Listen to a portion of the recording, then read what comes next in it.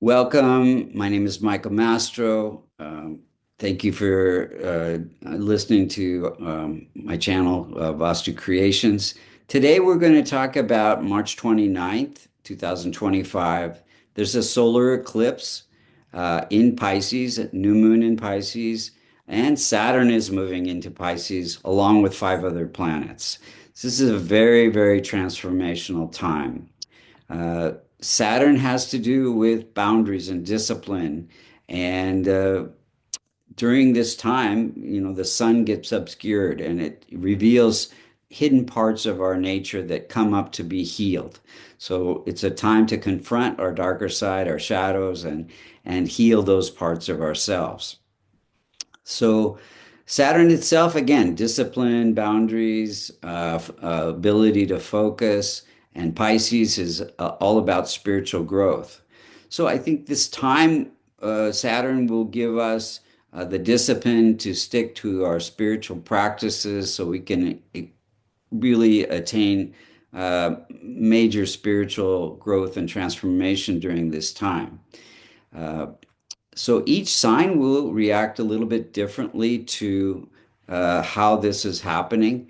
And so for Aries, Saturn rules your 11th house of fulfillment of desires, and it is moving into the 12th house of spiritual growth. It's a time to be a little bit cautious with your finances during this time. You need to focus on your spiritual journey and integrate your emotional side with your practical nature. Practical nature is, of course, your Saturn.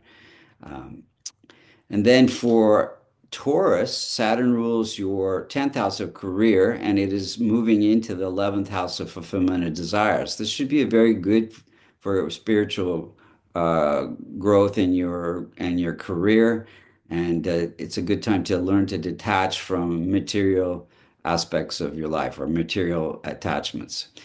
For Gemini, Saturn rules your ninth house of spiritual knowledge, and it is moving into the 10th house of career. Uh, this is a good time to focus on seeking the deeper meaning and purpose in your life, aligning your spiritual nature with your life purpose, and get more grounded with your emotions. Saturn rules your eighth house of healing and trauma and transformation, and it is moving into the ninth house of spiritual knowledge. So for Cancers, this is a good time to focus on healing and transformation, and you may need to learn to set boundaries and take um, extra care of yourself, self-care during this time.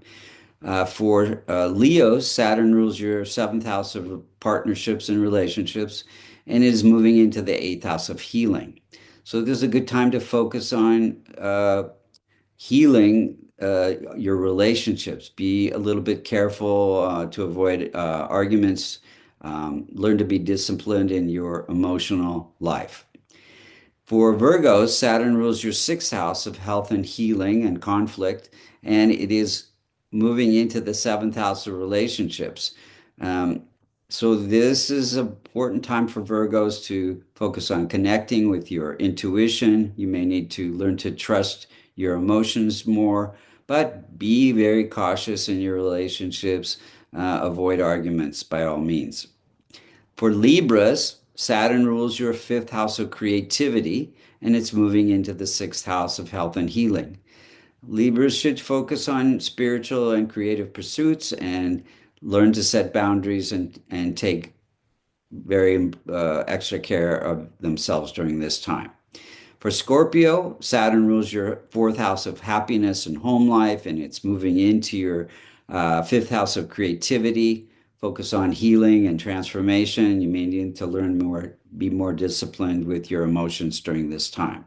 For Sagittarius, Saturn rules the third house of success, and it is moving into the fourth house of happiness during this time. So focus on creative pursuits and learn to trust your intuition during this time.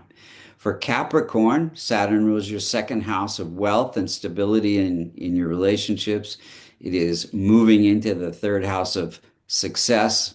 So for Capricorns, focus on connecting with your emotions and learn to set boundaries during this time. For Aquarius, Saturn rules the first house of life purpose, and it is moving into the second house of wealth and stability in your relationships.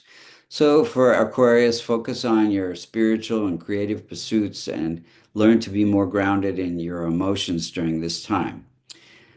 For Pisces, Saturn rules your 12th house of spiritual growth, and it is moving into the first house of life purpose.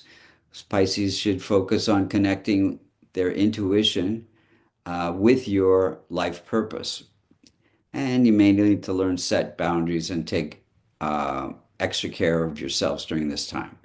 For all signs, it's never a good time to look at the eclipse. It's better to stay inside, to fast, not eat because digestion is very difficult during a eclipse. The energy is just not there to digest your food.